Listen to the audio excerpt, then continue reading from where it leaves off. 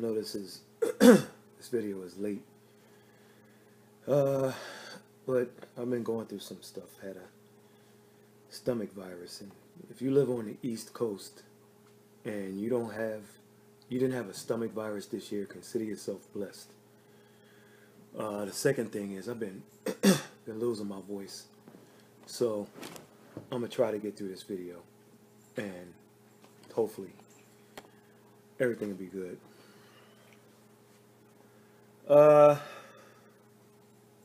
I guess I'll start with, well, let's go in order. So, Spence Jr., he almost accomplished what he should have against Mikey Garcia. He didn't quite do it, but he won, and he shut Mikey Garcia up.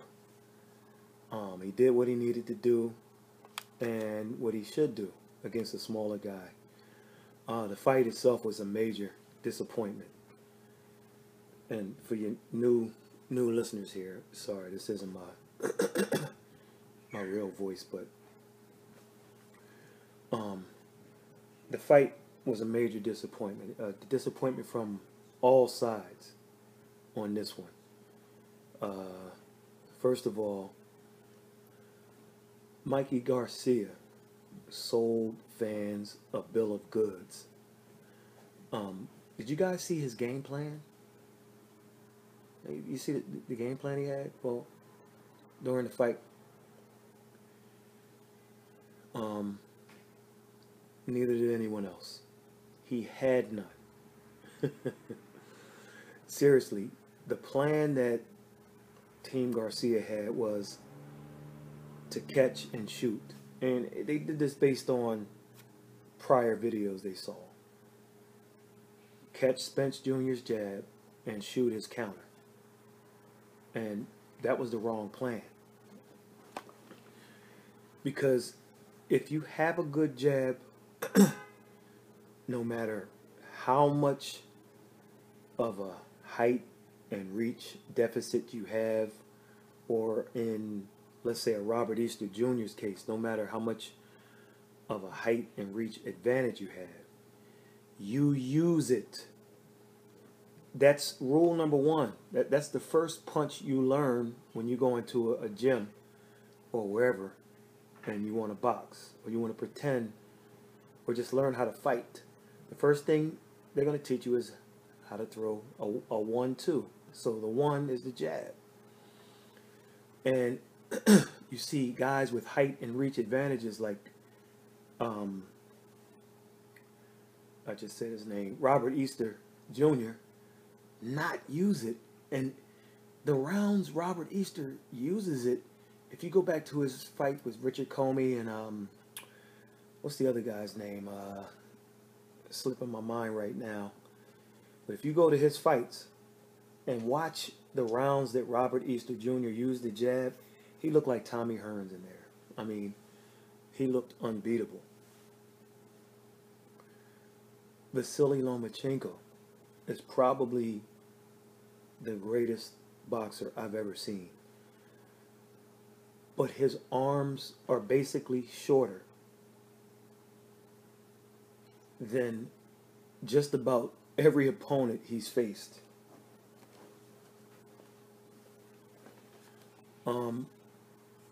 But that doesn't stop him from jabbing. And he sets his stuff up off of it. And if Lomachenko ever fights the much bigger Mikey Garcia, you know, if he fights him in the future, watch how he plays off the jab, especially after what he saw in this fight. Boy, my voice. A better example, shout out to Mike Ferguson out there in Virginia. We went to West Virginia back in 2011 for a boxing card that signified the opening of a new casino. And Kevin Kingpin Johnson, who's about 6'2", fought Julius Long, who is 7'1", okay, an entire foot taller. And Johnson jabbed him to death, to the head, to the body, to the chest, to the breadbasket. That's the stomach, folks. All night long. And Julius Long, the 7'1" guy, has a 90-inch reach. You're probably never going to see anyone with a 90-inch reach in your lifetime. So, and Kevin Johnson just jabbed him and jabbed him. I mean, jabbed him to death. So the catch and shoot method employed by Garcia wasn't going to work. And Spence Jr. beat him with the UTEP two-step. Okay? Step forward, jab, and immediately step back. Okay? This fight was embarrassing. And Mikey Garcia deserves every criticism that comes his way.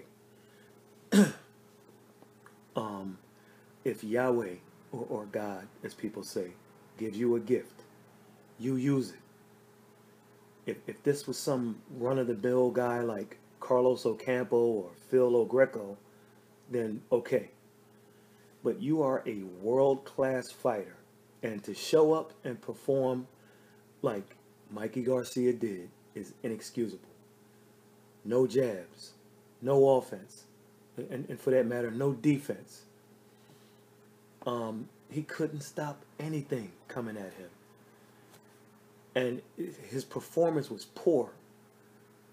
There are people out there who paid $80 of their hard-earned money because everyone, if everyone coming in to this fight agreed on one thing, man, this is going to be a good fight.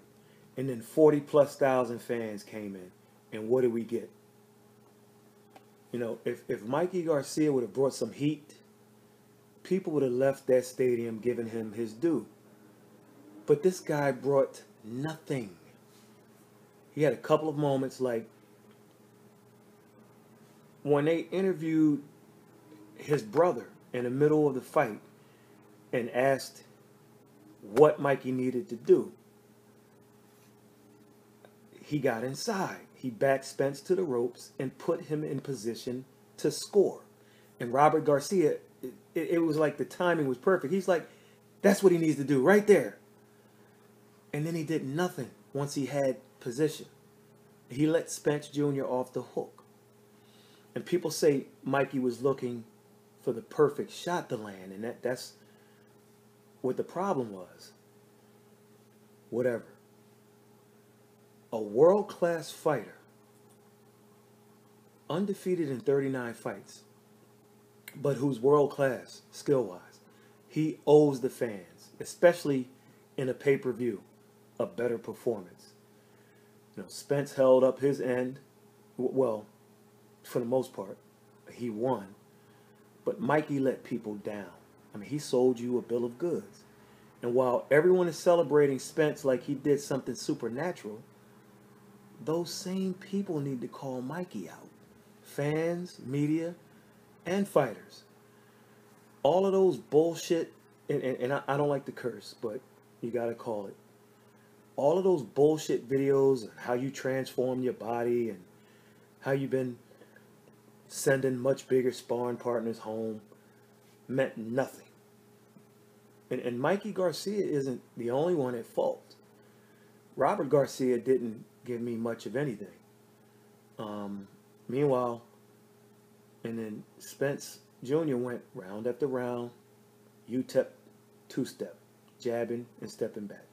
Step forward, jab, step back. UTEP two-step. The entire card, let's start there, was just terrible. And the main event wasn't good. You know, Amir Khan, boy, my voice, man. Amir Khan might be a front runner to some, but the guy comes to fight.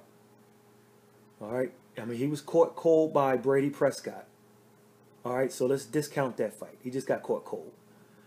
He lost to Danny Garcia, but he was up 4 rounds to nothing when he did, right? And he didn't get knocked out by Danny Garcia. He was on his feet. And the referee decided to stop it. It just, Khan was all right. He was ready to go, but the referee just said, I'm stopping it. He lost to Peterson. Lamont Peterson in a fight that was rigged and most likely lost to a Peterson who was on some performance booster. He was up big against Saul Alvarez, no matter what the judges' scores were. But the point I'm trying to make is Amir Khan is a live dog in his fight. You know, a live underdog. And his hand speed is going to give Crawford fits early on. Okay, I'm going to tie it back into what we were just talking about. So, if Khan can sustain what he's doing, he's going to give Crawford the business, especially early to mid-rounds. And people make funny pictures and videos with Khan laid out when he gets knocked out, but he gets much more respect than Garcia because no matter what, he comes to win. Outgunned, whatever you want to call it. Most people knew he'd get knocked out by Canelo, but he brought the pain before he lost, and people remember that.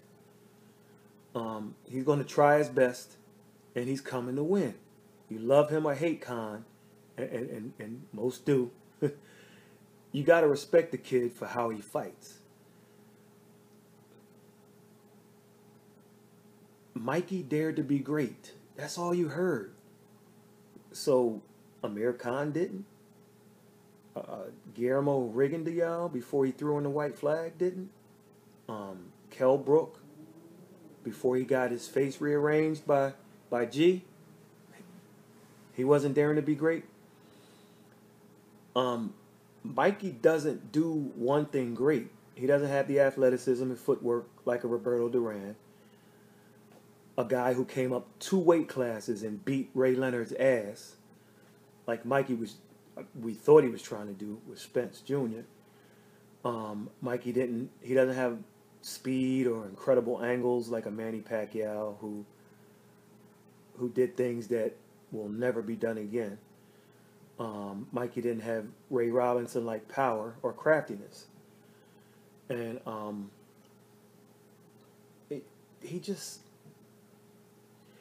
it forces people now to say, well, I'm not going to buy the Crawford fight. Because they felt like they wasted their money. And Spence isn't without a bit of blame either, a bit of blame.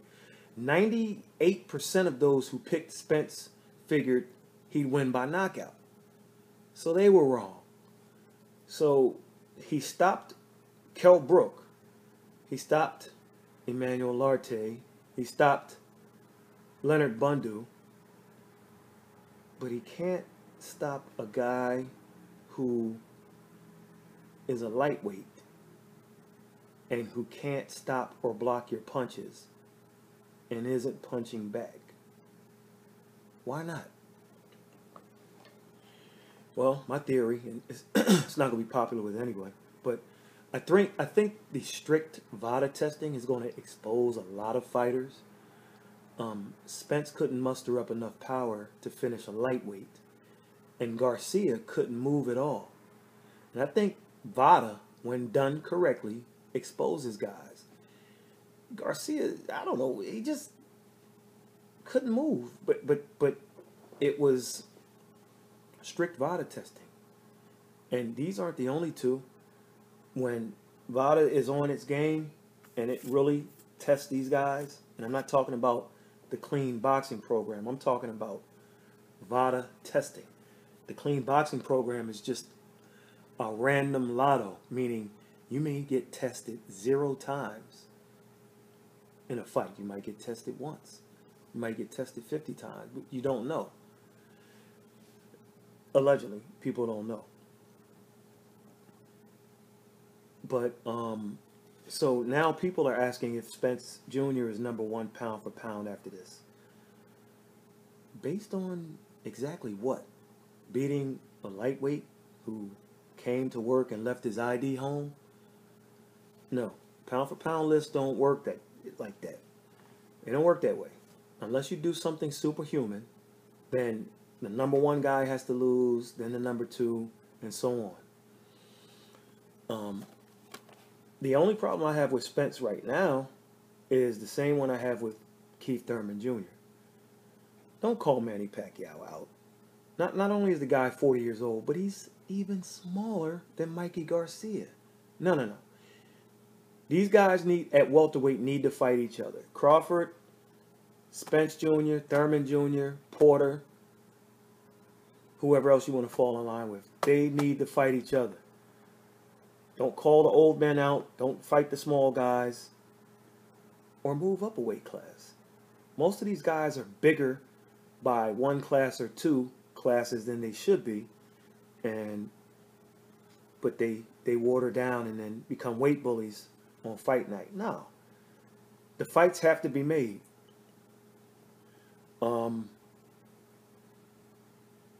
Manny Pacquiao should have come back for one fight and one fight only. Get the biggest payday, pay your debt, and retire.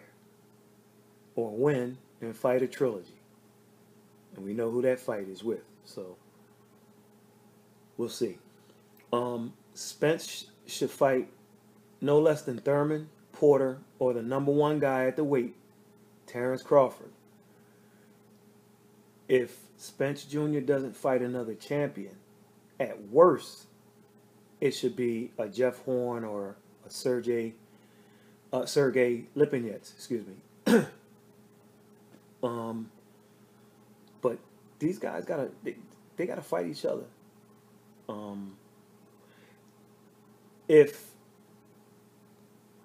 To me, Lipinets makes sense. For some reason, the name I keep thinking about is the kid Figueroa Jr.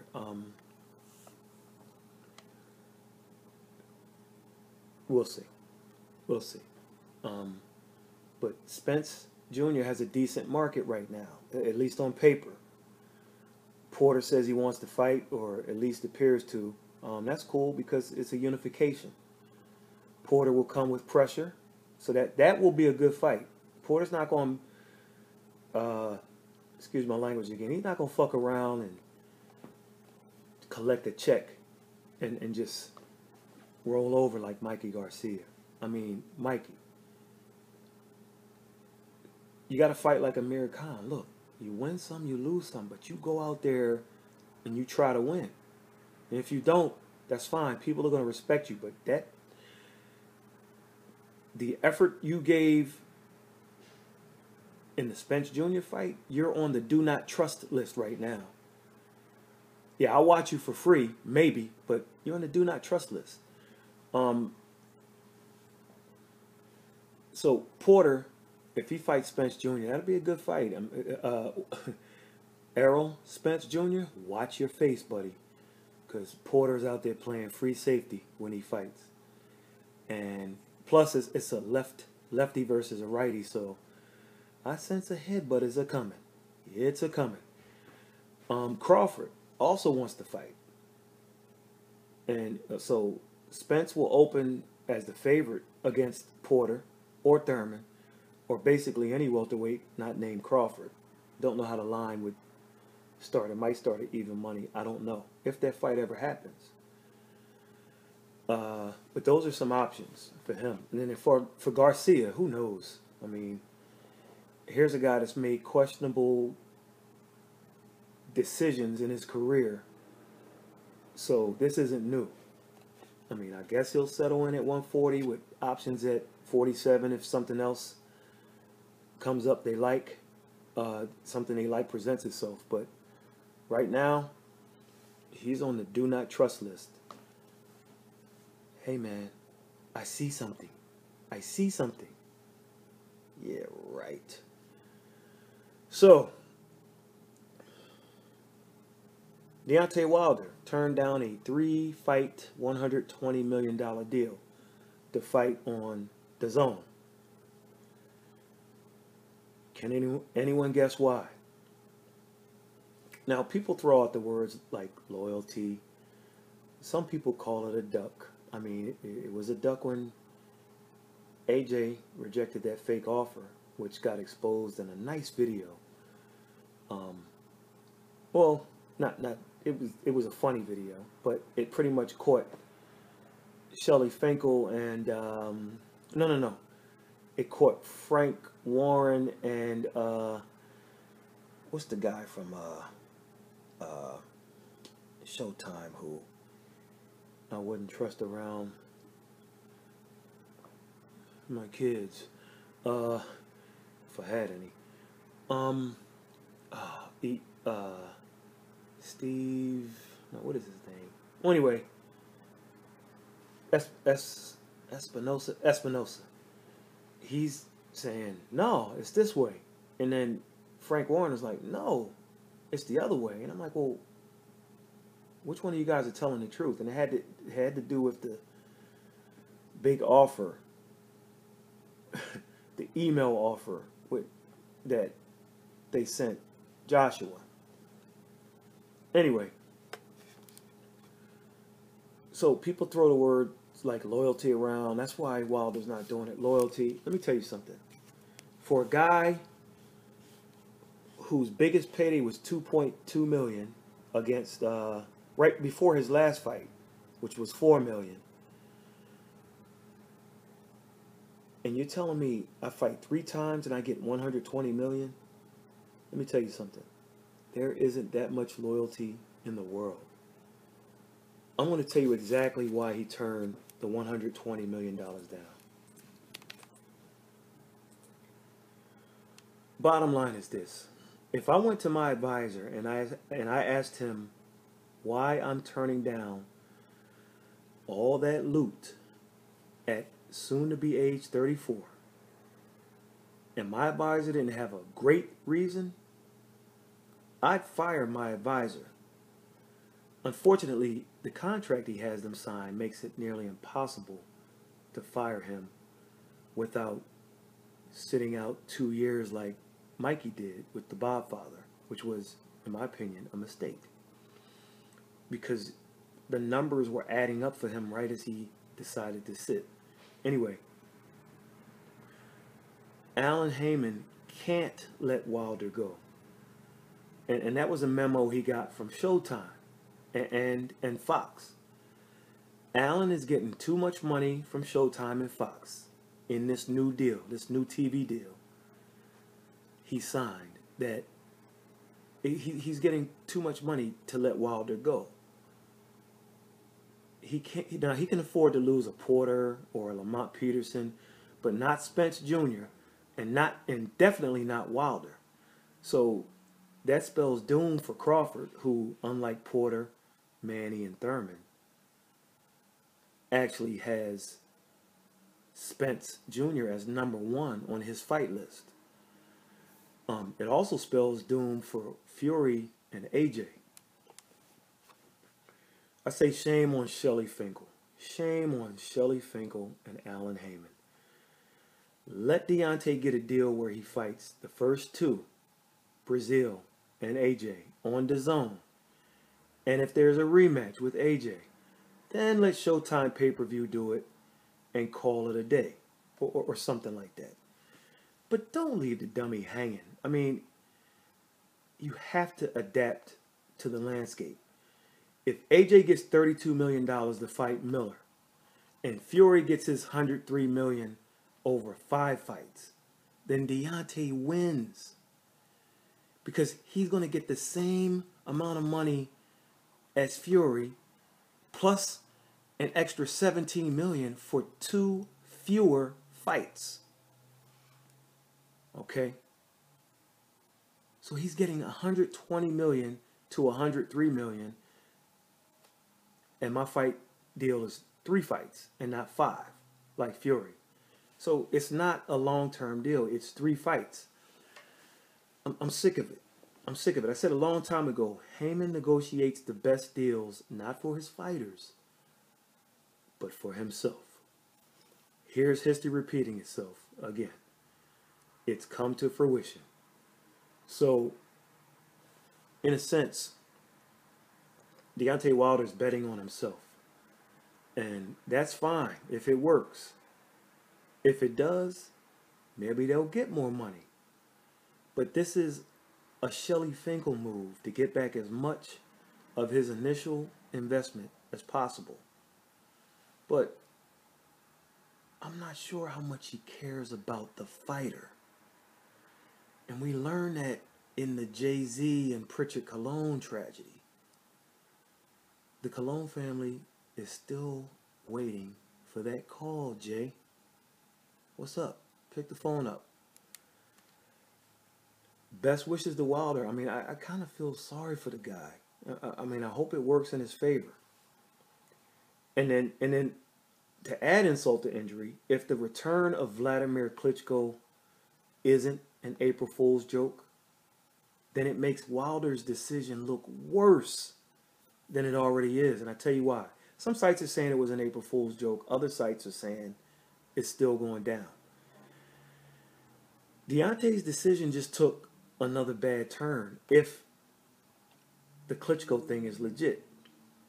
And I was reading this from a friend. Friend was talking about it on a post. Vladimir Klitschko, if he couldn't fight the itch and he signs with the Zone, he has return matches with both Deontay's top two choices he's allegedly aiming to fight. Rematches with AJ and Fury make much more sense for Vladimir, which kind of ices your boy out of the picture, at least until 2021, if things go that way. So, and if either of those fights are good, if Klitschko comes back to fight AJ, and he comes back to fight Fury, and either of those fights are good, now you're talking about a trilogy. And the trilogy makes a lot more money, much more money, because Vladimir's fans, his fan following in his fights, is much more than Wilder's. So more people came to see Vladimir take on David Haye than fans have come to see Deontay Wilder in 41 fights. Okay? I'm not saying to see the fights. I'm saying to see Deontay. Okay, that's a stretch. All right. That's a stretch. But it does require people to do some thinking there, do some math, like to dispute it. Anyway, fights for Fury in AJ will be much more lucrative than fighting Wilder in the U.S. If Fury versus Klitschko, Fury versus AJ, AJ versus Klitschko happen in the UK, the following they get from the British base will allow these fights to easily, and I mean easily, sell out a stadium of 95,000 to 100,000 people. Not struggling with comps and lowering ticket prices like they did for the Staples Center. Tyson Fury realized he should get a lot more than the $3 million guarantee he got to face Wilder. First of all, it was too soon from his layoff. Secondly, even with the low money and time off, he won the damn fight. So he said, let me cut this deal and get my value with ESPN. To add insult to injury, the deal they're floating around for Klitschko is the same deal Wilder turned down. And check this out. If he does sign, the old man is slated to fight May 25th. So he's not going to waste his time.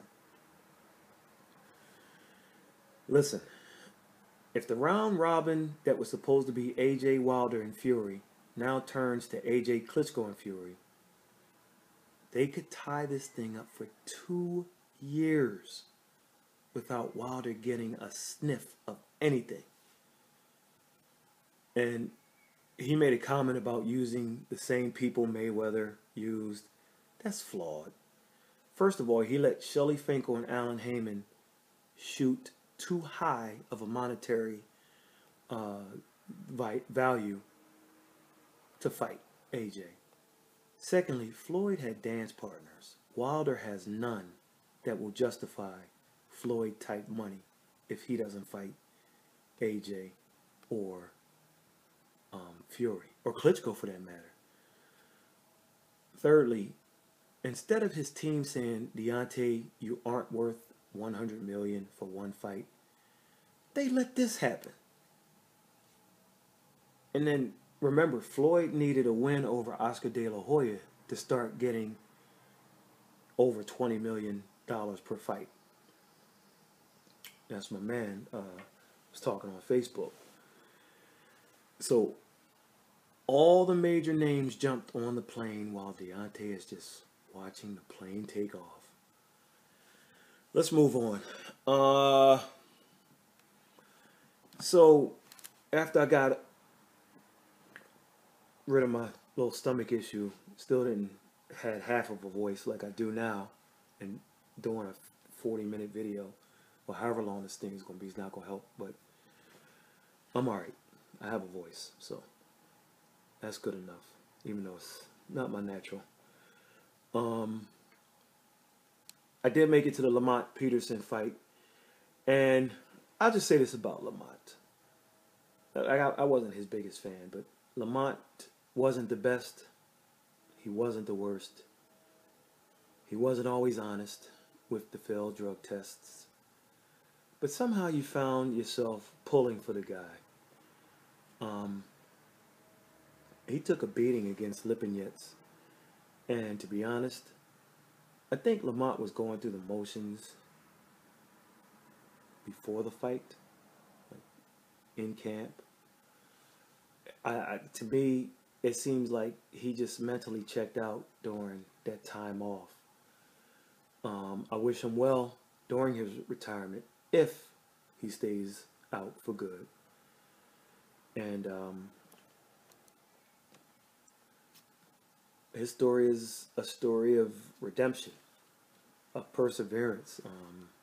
You know, he and his brother being homeless and finding a gym, and Barry Hunter taking him in. And so I think he's probably, whether it was help with performance boosters or not, he's probably exceeded expectations and went further than his talent suggested. And his brother, the more talented guy, well, anyway, next Saturday we got 38-year-old Samuel Peter making a comeback. We also got 38-year-old Rydell Booker on the fourth fight of his comeback. Let me take a sip of water.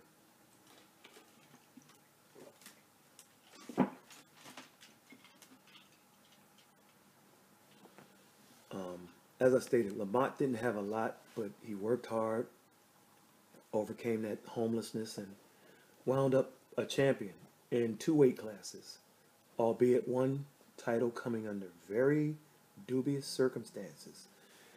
And the other title was for a vacant title, which doesn't carry as much weight when you fight for a vacant title, and against a nobody who beat a very faded Shane Mosley. So nevertheless, I should say, he won. I wish him the best. His more talented brother, Anthony Peterson, just could never seem to put it together. The clock is ticking on him. He was also on the card, and he fought to a draw with Argenis Mendez, or Argenis Mendez. Take your pick. Anthony, the more flamboyant and loudmouth brother, more loudmouth of the two, he also failed a drug test in his last fight. So, guys, this drug game is real. And I'd say about 75% of these guys are on something. Probably more. Just like the Jones brothers, John Jones and Chandler Jones. I don't think they popped the third brother, but you keep thinking this stuff is all coincidental or accidental, and no, I never bought into that tainted meat story either. Once a cheat, always a cheat, and they find other ways to cheat, like Canelo and those loaded hand wraps.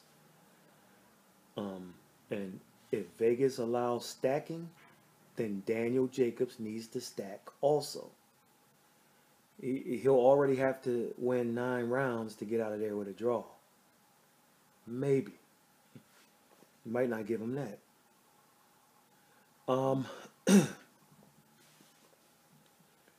Anyone see the David Price fight and that biting incident? While Cash Ali was definitely wrong and should be suspended, my man kept it real with his explanation. He was like, he took responsibility for it, unlike these drug cheating cowards out here. Old boy said, "Hey, look, the street mentality kicked in." So I bit him.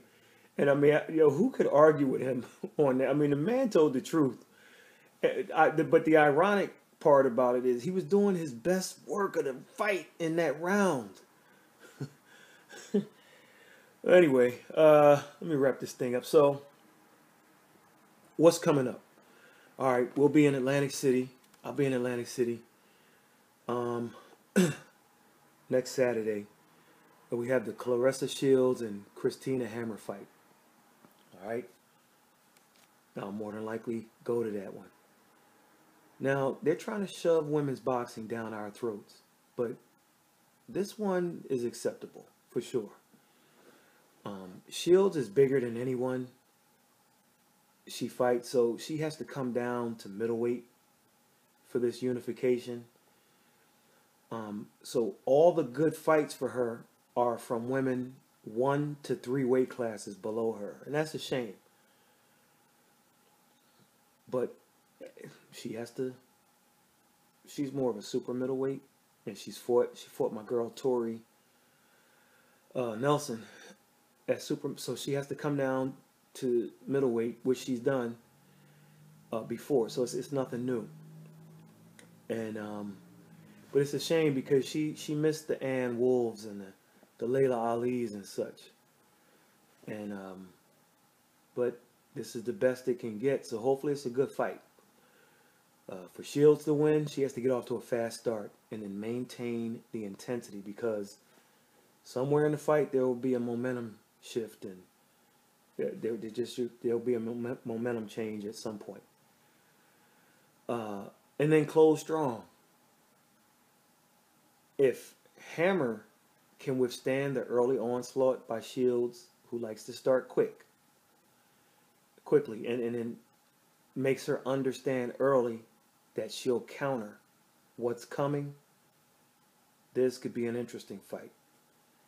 Shields needs to get inside, and she also needs to throw her left hook when she does get inside. Hammer needs to use her excellent jab and use it more than the average output per round, or per round output. She has one of the best jabs in the business. She needs to use it. To counter it, Shields needs to use her athleticism and move Hammer, which will take her out of the comfort zone. Kind of do like Spence Jr. did, or Garcia, in a way. And then we got the Vasily Lomachenko fight. Anthony Crawler, decent fighter. Lomachenko should beat him. What we like to see Lomachenko do is utilize that right hand, which he was scared to use in his last fight against Pedraza. Then we move to AJ versus Jarrell Miller. And I'm not covering all the fights. I'm just jumping here and there. Miller, like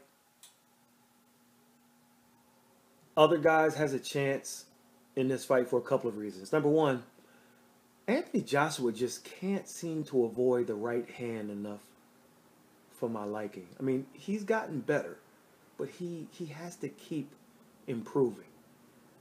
No setbacks.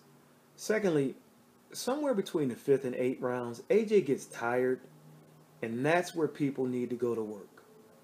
You know, catch him before he gets his next wind, whether that be the second or third, who knows. But what we want to call it is the second wind, meaning it's the first time he's getting tired.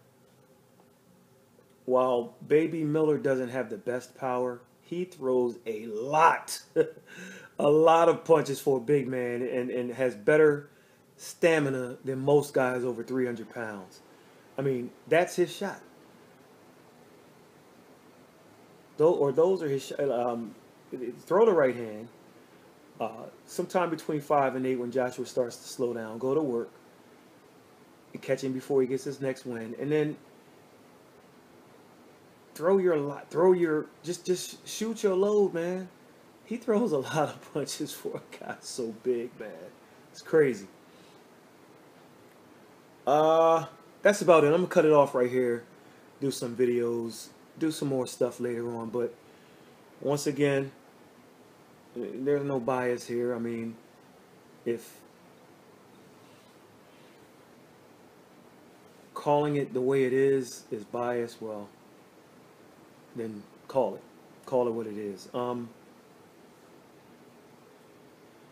right, we'll I think more than likely we'll be at the Hammer and Shields thing, or the how about this, the Hammer versus the Shield. we'll more than likely be at that.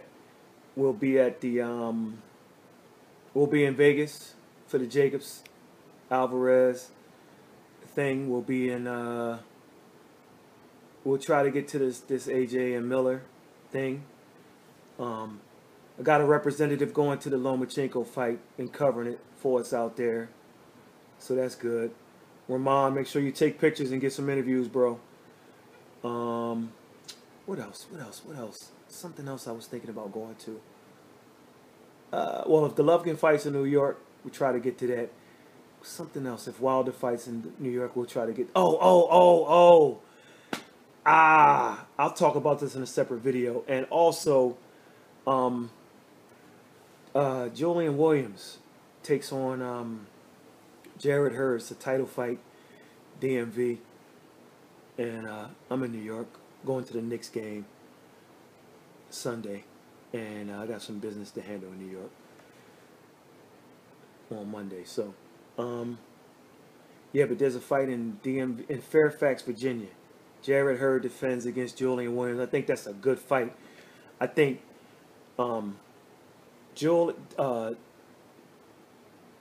Jared Hurd is tailor-made for Julian Williams.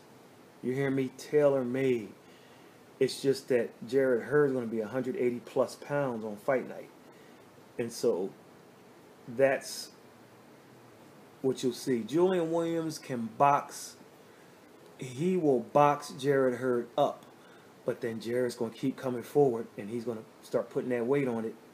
And then we see what happens. Usually the formula is, I'm going to take some shots. I'm going to get hit, but I'm going to walk you down, and I'm going to win. That's Jared Hurd's formula. They say they're going to try some new things. I don't see anything differently. Williams is not a big super welterweight or junior middleweight. So we'll see how that goes. But we'll be in the house for that. We'll be in the house for Shields.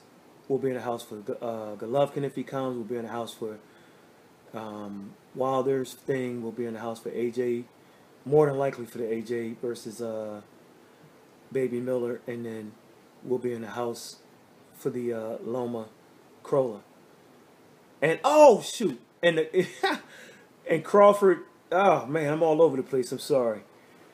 Crawford Khan. We'll see. We'll see if we get credentialed. We'll see how it works out. But we'll catch you guys on the next one.